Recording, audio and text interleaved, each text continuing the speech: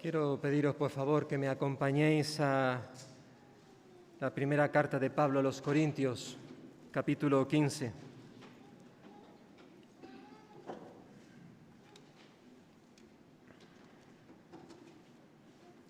Esta mañana vamos a dar por concluido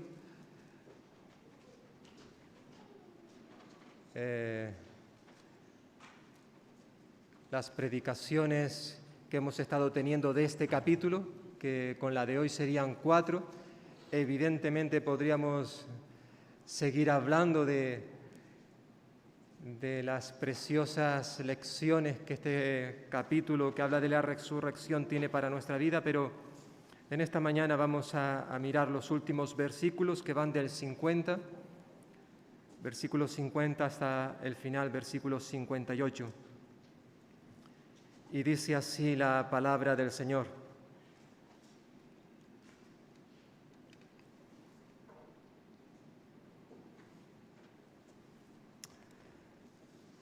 Pero esto digo, hermanos, que la carne y la sangre no pueden heredar el reino de Dios, ni la corrupción hereda la incorrupción. Os digo un misterio. No todos moriremos, pero todos seremos transformados.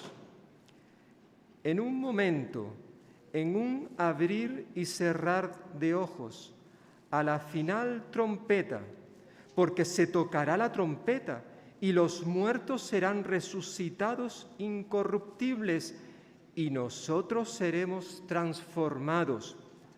Pues es necesario que esto corruptible se vista de incorrupción y que esto mortal se vista de inmortalidad. Cuando esto corruptible se haya vestido de incorrupción y esto mortal se haya vestido de inmortalidad, entonces se cumplirá la palabra que está escrita: sorbida es la muerte en victoria. ¿Dónde está, muerte, tu aguijón? ¿Dónde, sepulcro, tu victoria?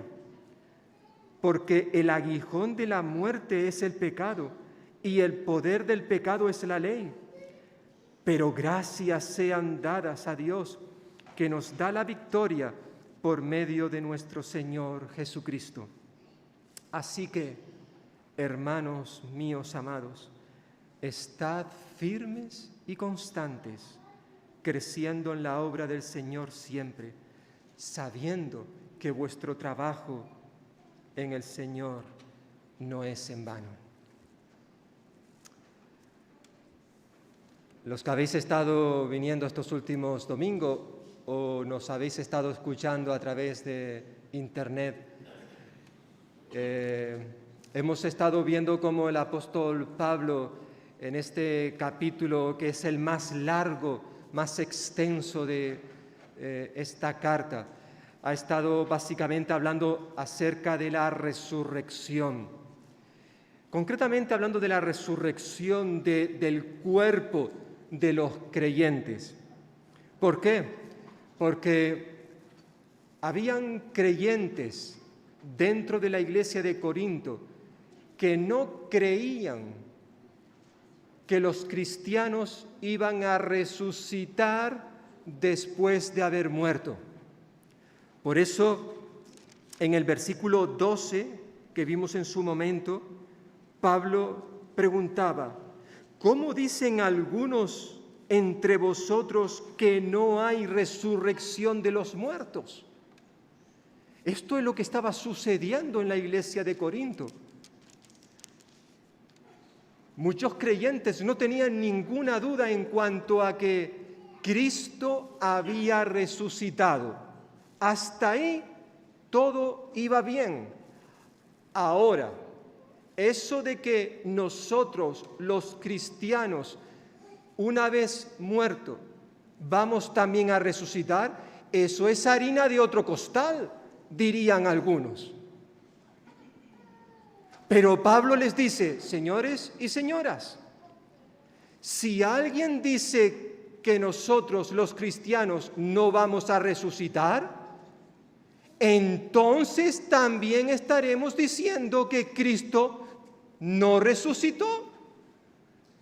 Y eso traería unas consecuencias terribles.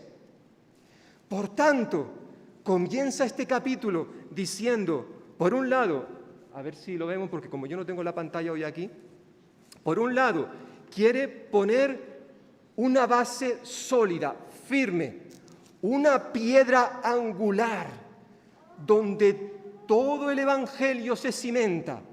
Esa piedra angular es Cristo ha resucitado. Que nadie tenga la menor duda en cuanto a esto. Todo el Evangelio se estructura en esa verdad. Cristo ha resucitado. Y porque Cristo resucitó, entonces los cristianos, en segundo lugar, podemos tener la seguridad, la certeza de que nosotros también vamos a resucitar. ¿Por qué? Porque Cristo es la primicia, es el primer fruto de los muertos.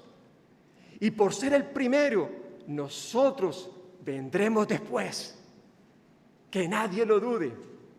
Claro, algunos en Corinto decían, ya, pero Pablo, pero estos cuerpos van a desaparecer, se van a descomponer. Es cierto. Entonces, ¿qué cuerpo vamos a tener? Hay otra pregunta importante después de la pregunta del versículo 12.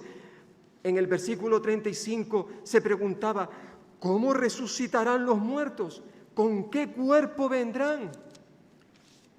Veíamos la semana pasada y Pablo les recuerda, utilizando esa analogía de una planta, o mejor dicho, de una semilla, que cuando es depositada, enterrada en la tierra, esa semilla se muere para luego volver a vivir.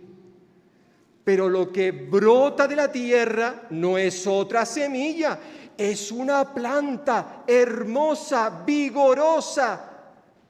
Pues lo mismo pasará con nosotros.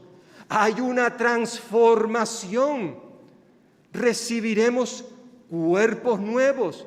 Que nadie se preocupe por el cuerpo que se ha descompuesto, porque eso quedará ahí, desaparecerá, pero vamos a recibir un nuevo cuerpo. La resurrección trae transformación. Y ahora, en cuarto y último lugar, en el texto que hemos visto en esta mañana, Pablo nos recuerda que con la resurrección llega el fin, por así decirlo, del plan de redención que Dios comenzó antes de la fundación del mundo. Sí, nos parece extraño, difícil de creer, pero ya Dios tenía un plan diseñado antes de que el mundo fuera creado. Dios ya había proyectado enviar a su Hijo, Cristo Jesús, para redimir a este mundo que vivía o que iba a vivir de espaldas a Él. Por tanto, en esta mañana vamos a ver en este último punto 3 cosas muy importantes que deberíamos de tener en cuenta en nuestra vida: la resurrección y el fin del plan de redención. Y una de las cosas primeras que dice Pablo aquí, versículos 50 al 53, es que la transformación, esa de la que hablábamos la semana pasada y que Pablo continúa en estos primeros versículos, va a ser necesaria para todos los creyentes. Versículo 50 dice, pero esto digo, hermanos, que la carne y la sangre no pueden heredar el reino de Dios, ni la corrupción hereda la incorrupción. Pablo termina este capítulo enfatizando la imposibilidad de entrar en el reino celestial con nuestro cuerpo actual. En estos versículos Pablo recuerda que es absolutamente necesario que el cuerpo de los creyentes resucitados sean transformados. No podrán entrar en el reino de Dios siendo lo que son, carne y sangre. Es decir, es una expresión que hace referencia al cuerpo humano que en su estado presente actual, que está compuesto de una materia muy adecuada para vivir en el tiempo presente. Cierto, pero no sirve este cuerpo para vivir en el cielo, en el reino de Dios. Necesitamos experimentar una transformación completamente radical para poder entrar en el reino de Dios. Versículo 50. Como decíamos la semana pasada en los versículos anteriores, nuestro cuerpo actual es humano, es material, por lo que se corrompe, es deshonroso, frágil, débil, no está adaptado para la vida futura en el cielo, por lo que es incompatible con la vida celestial y por tanto no puede heredar la incorrupción. Necesitamos uno que sea incorruptible, glorioso, poderoso, espiritual, un cuerpo, como decíamos la semana pasada, semejante al de nuestro Señor Jesús, porque eso es lo que vamos a recibir. Eso es lo que ocurrirá en el día de la resurrección. Y Pablo le dice, por tanto, os voy a decir un misterio, un secreto os voy a contar, que una vez que lo cuente dejará de ser un secreto. Os voy a decir un misterio, versículo 51. No todos dormiremos, que quiere decir no todos moriremos, pero todos seremos transformados.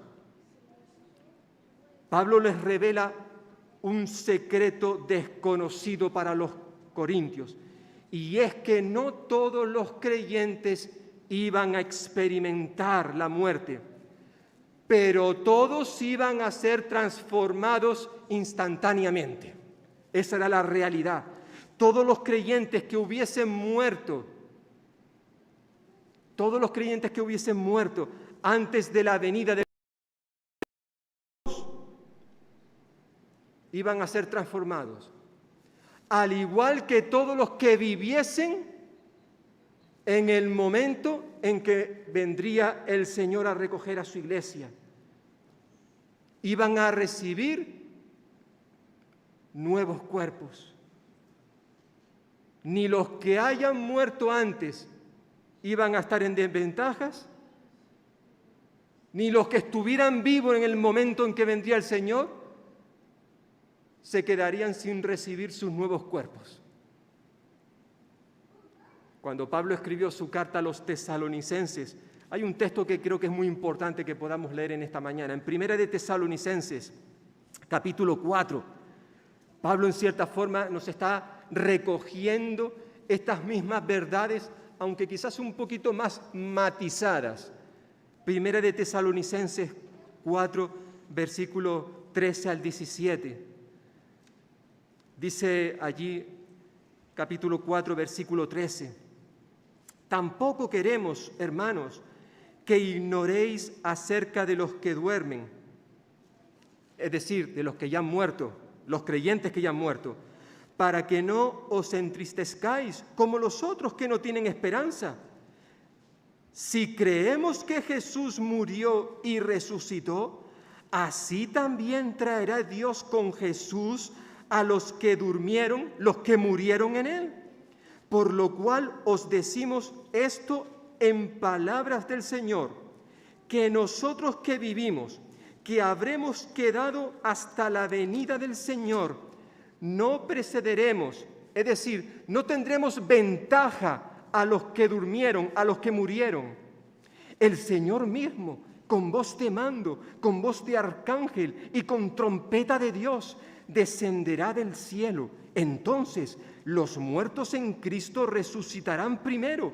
Luego nosotros, los que vivimos, los que hayamos quedado, seremos arrebatados juntamente con ellos en las nubes para recibir al Señor en el aire. Y así estaremos siempre con el Señor. Es decir, Pablo recuerda tanto en esta carta a los tesalonicenses como en nuestro pasaje de Primera de Corintios, capítulo 15, está recordando que tanto los resucitados como los arrebatados seremos transformados, tanto unos como otros. En el día en que el Señor venga, seremos transformados. Nuestro cuerpo dejará de ser corruptible para ser incorruptible. Dejaremos de tener un cuerpo terrenal para tener un cuerpo celestial, espiritual, adaptado, preparado para vivir en el reino de Dios. Esto es glorioso, hermanos. Y responde quizás a la pregunta de muchos creyentes en el día de hoy, que están preocupados por qué será mañana. Es verdad que Pablo no nos da todos los detalles, ni Pablo ni la Escritura. No tenemos exactamente cómo van a ocurrir todas las cosas. No importa. Tenemos lo esencial. Y lo esencial lo tenemos aquí recogido. Y además Pablo nos dice que esto no va a ser, por así decirlo, un proceso en fases. No. Dice versículo 52 que ocurrirá en un momento, en un abrir y cerrar de ojos, a la final trompeta, porque se tocará la trompeta y los muertos serán resucitados incorruptibles y nosotros seremos transformados. Una y otra vez Pablo redunda en lo mismo. Pablo recuerda que esa transformación ocurrirá en un instante, dice en un momento. Esta palabra momento, permitidme que otra vez utilice una palabra griega. La palabra que aparece aquí es átomos, de donde viene nuestra palabra átomo. Es una palabra que hace referencia a lo indivisible, a un espacio tan breve que no se puede medir, en un momento. Y luego añade, en un abrir y cerrar de ojos. Esta expresión no necesita explicación. Un abrir y cerrar de ojos. Estamos hablando de un pestañear. ¿Alguien me puede decir qué dura un pestañeo? ¿Qué dura eso? Absolutamente nada. Es una fracción de segundo, de milésima de segundo. Pablo está diciendo que el regreso de Cristo no se producirá, como he dicho, en fases. No será un proceso lento y paulatino, sino será rápido y repentino. No tendillarnos y ponernos a orar y clamar al Señor, no habrá tiempo para eso. En un instante se habrán acabado todas las oportunidades, todas. Ya no habrá tiempo para el arrepentimiento. Es interesante, si hemos estado prestando atención en todo lo que hemos estado diciendo en este capítulo, que Pablo ha centrado su interés en la resurrección de los creyentes. ¿Os habéis dado cuenta? Solo se ha centrado en los creyentes, pero no ha estado hablando de los no creyentes, de aquellos que han rechazado a Cristo. Y sabéis una cosa, los no creyentes también resucitarán. Sí, también resucitarán, aunque Pablo en nuestro texto no ha dicho nada absolutamente al respecto. Pero el Señor Jesús en una ocasión estuvo hablando precisamente de esto. El Señor dijo ahí en Juan capítulo 5, no os asombréis de esto, porque llegará la hora cuando todos los que estén en los sepulcros, todos oirán su voz, todos. Y los que hicieron lo bueno saldrán a resurrección de vida, pero los que hicieron lo malo a resurrección de condenación. Pablo no ha estado hablando de esto porque no era lo que correspondía. Él se está centrando en la resurrección de los creyentes, de la vida que nos espera a aquellos que hemos descansado en Cristo Jesús. Pero querido amigo y amiga que puedas estar en esta mañana aquí de manera presencial o que me estés escuchando a través de internet, si tú rechazas a Cristo, tú un día vas a morir también. Todos los seres humanos un día vamos a morir, porque las consecuencias, la paga del pecado es la muerte espiritual y la muerte física.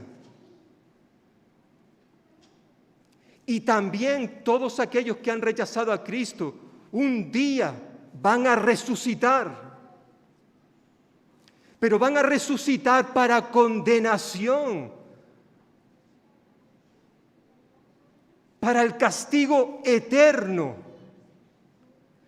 Aquellos que han vivido para Cristo van a resucitar para vida eterna, pero los que han rechazado a Cristo van a resucitar para un castigo eterno. Eso es terrible.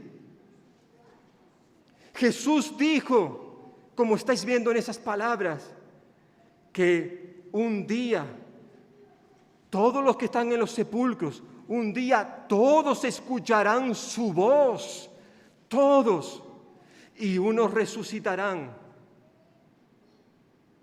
para vida eterna y otros para condenación.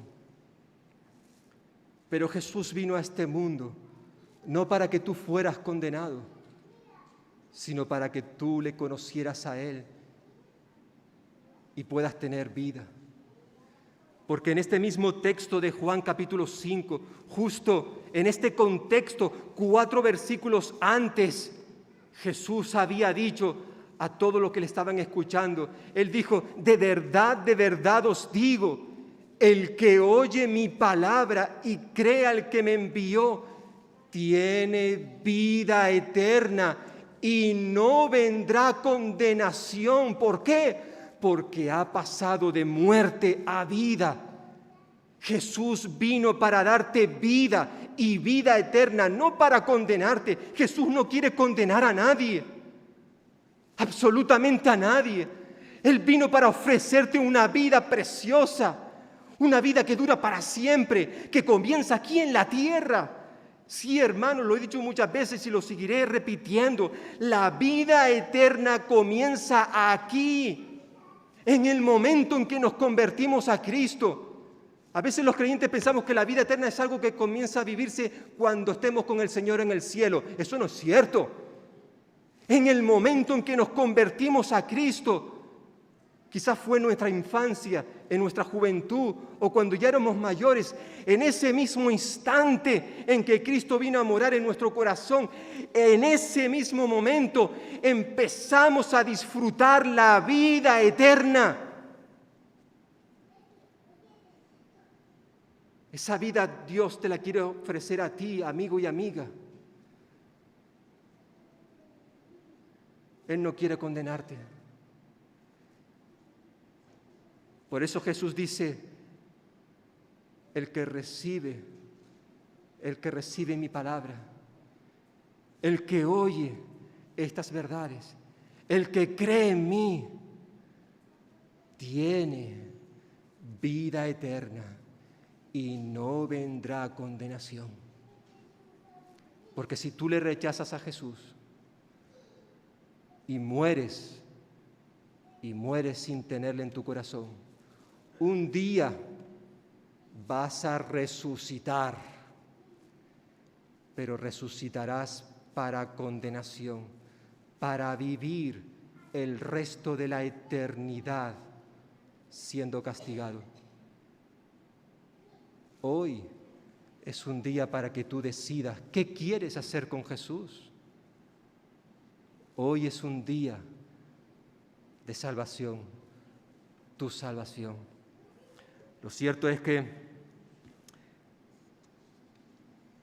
llegará la hora, dice Jesús.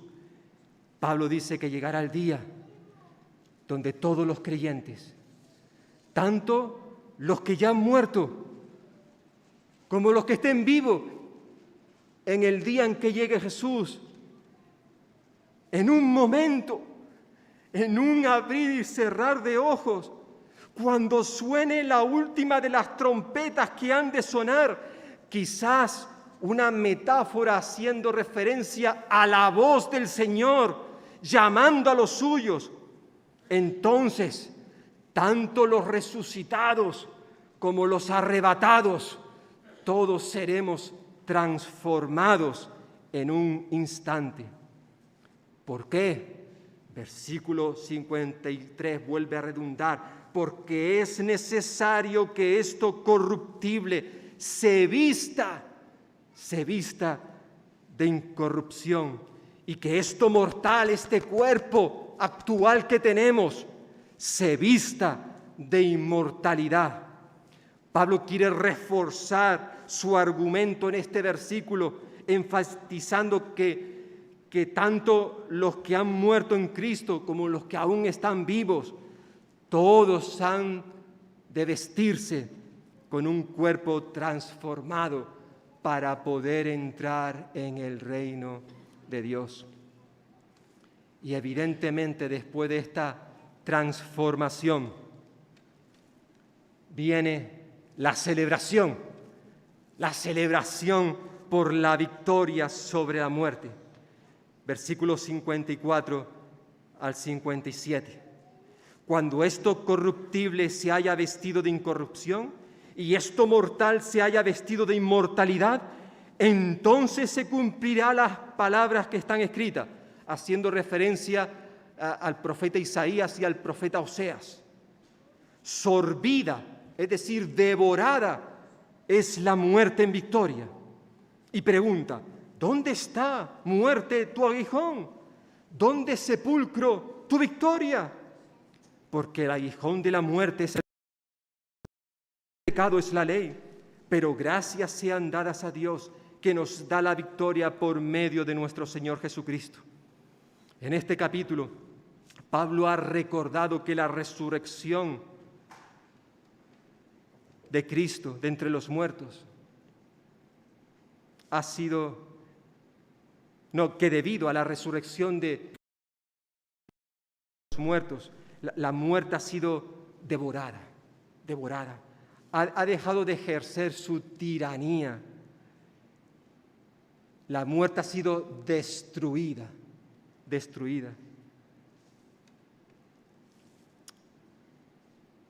Es cierto que, como vimos en el versículo 26 ya hace unos domingos, el postrer enemigo, el último enemigo, que es la muerte, aunque ha sido destruido cuando Cristo murió en la cruz, todavía tiene poder, todavía está haciendo sus trabajillos.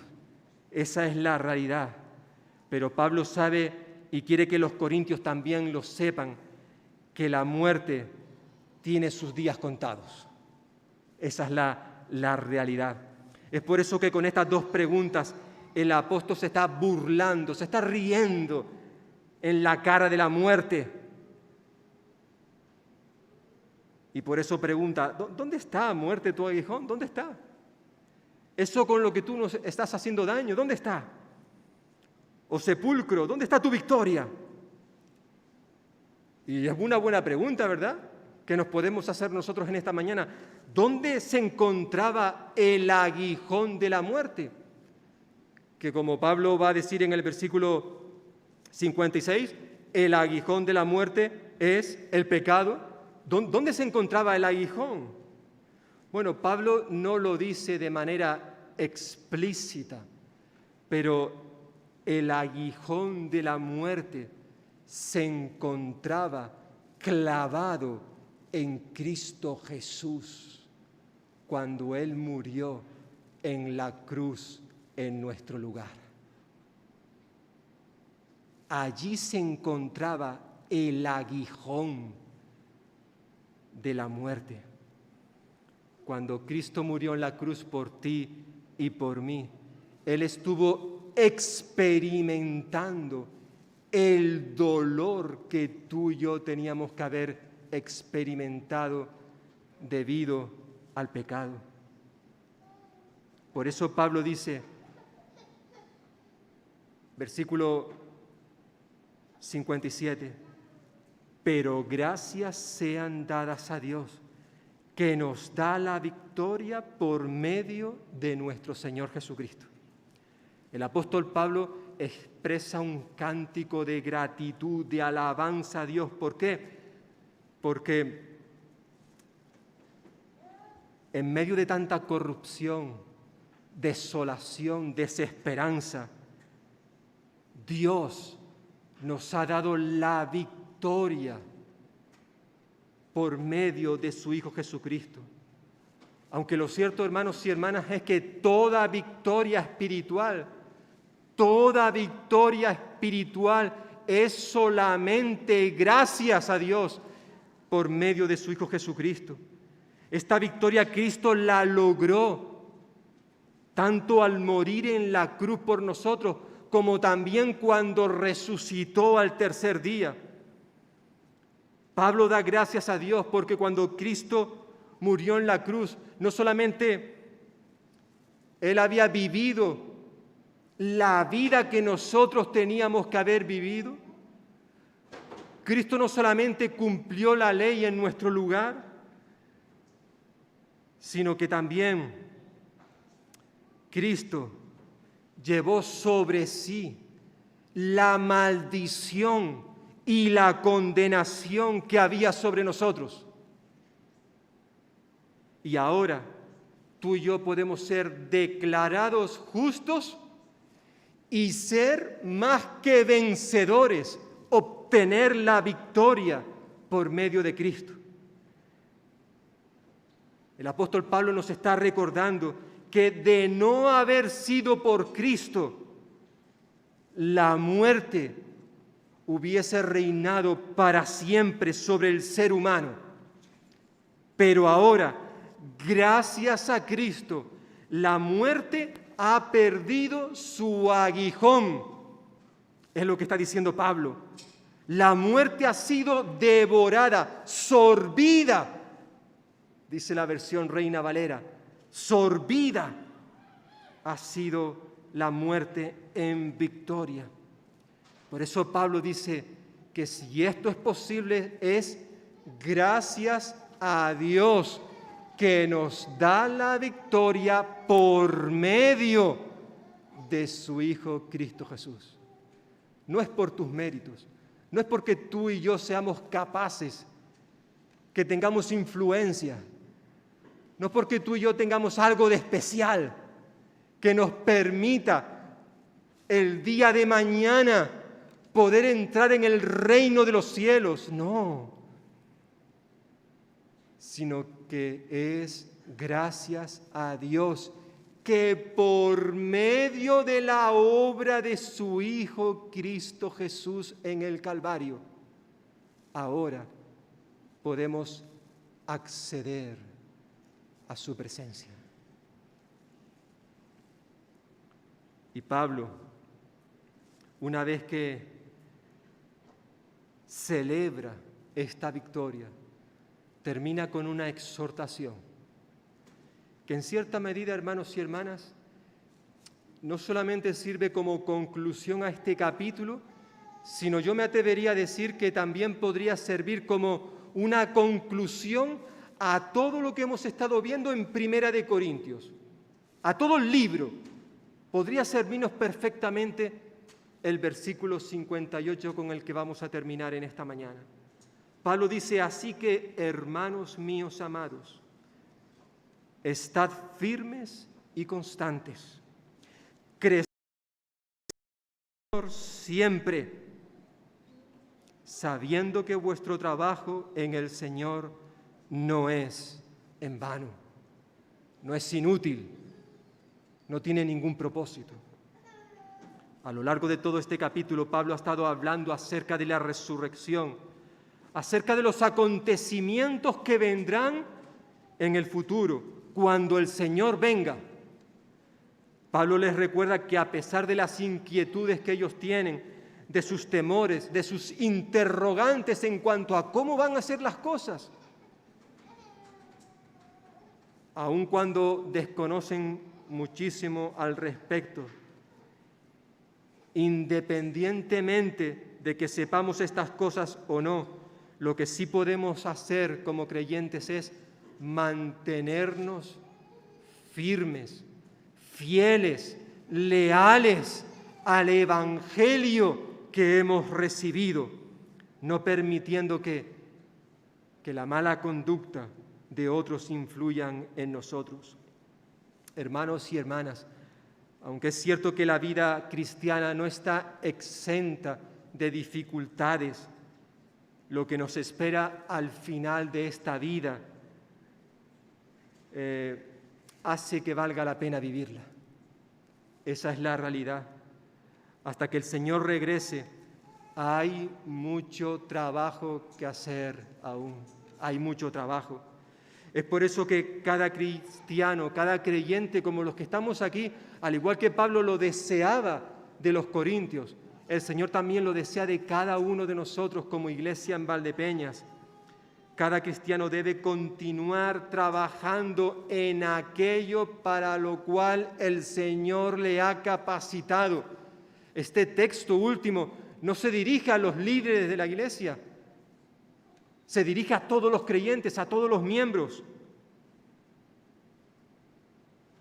Y esto sirve para motivarnos, para inspirarnos, para fortalecernos, para seguir adelante en nuestra misión como cristianos. Por tanto, no podemos dejar de cumplir con nuestra tarea, con nuestra responsabilidad. Todavía siguen habiendo necesidades en nuestra iglesia, en nuestro pueblo, en nuestra sociedad, en nuestro mundo. Y tú y yo somos parte de ese plan redentor de Dios, un plan que continúa adelante y que seguirá hasta que el Señor venga a recogernos. Y hasta que no llegue ese día, Dios quiere seguir salvando a hombres y mujeres, como lo hizo contigo y conmigo, y quiere usarnos a ti y a mí. Por eso Pablo termina este capítulo diciendo: hermanos míos amados, y se puede dirigir a la iglesia de Valdepeñas: amados hermanos y hermanas de Valdepeñas, continuad, si me permitís la paráfrasis, continuando firmes y constantes, creciendo en la obra del Señor cada domingo. ¿Dice eso? No. Creciendo en la obra del Señor siempre, da igual la edad que tengamos. Creciendo en la obra del Señor siempre, sabiendo, porque es bueno que lo sepamos, que nadie desconozca esto, sabiendo que nuestro trabajo en el Señor, porque esto es importante, que lo que estemos haciendo, lo estemos haciendo para el Señor. Porque si lo estamos haciendo para el Señor, entonces ese trabajo no será en vano, es decir, no será inútil, no será un trabajo vacío, sin propósito, sino será todo lo contrario, un trabajo que tiene un sentido, tiene un propósito, es un trabajo útil para el Señor, sabiendo que vuestro trabajo en el Señor no es en vano. Pues yo espero, hermanos y hermanas, que de manera especial este capítulo 15 de Primera de Corintios nos haya animado, motivado, para seguir adelante, teniendo nuestros ojos, nuestra esperanza, no en las cosas que se ven, sino en las cosas que no se ven, las cuales son eternas. Las que se ven son pasajeras, perecederas. Pero recordemos, hermanos, que un día, cuando todo esto haya pasado, vamos a estar cara a cara con el Señor. Y vamos a disfrutar de su presencia. Mientras tanto, vamos a continuar haciendo la obra que el Señor nos ha encomendado, recordando que cuando lo hacemos para Él, ese trabajo será algo hermoso que el Señor disfrutará al contemplarlo. Amén. Pues que el Señor bendiga su palabra. Vamos a darle paso a Rubén.